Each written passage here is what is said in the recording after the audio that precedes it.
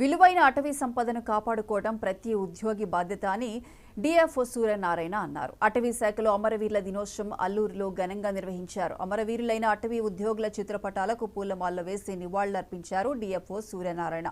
ఈ సందర్భంగా చింతపల్లిలో అటవీ సిబ్బంది ర్యాలీ జరిపారు. విధి నిర్వహణలో అటవీ శాఖ సిబ్బంది చేస్తున్న సేవలను కొనియాడారు.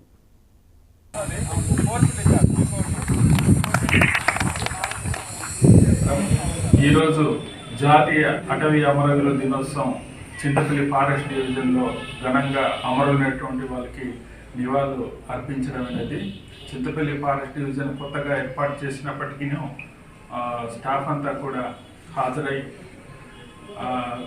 చింతపల్లి గ్రామ పరిసర ప్రాంతాల్లో పొజిషన్ నిర్వహించి అమరులైనటువంటి అటవీ అధికారులందరికీ కూడా ఘన నివాళి అర్పించడం జరిగింది.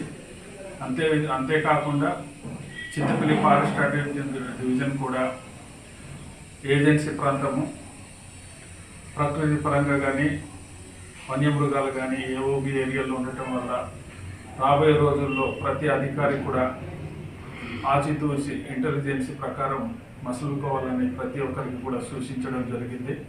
ప్రతి ఒక్కరూ ఐక్యతో సమర్థతతో క్రమశిక్షణతో పనిచేస్తే రాబోయే తరాల వారికి జాతీయ అటవీ సంపదను వాళ్ళకి సంరక్షించి మంచి వాతావరణాన్ని వాళ్ళకి అందించాలని అటవీ అధికారులందరికీ కూడా కోరడం అయింది.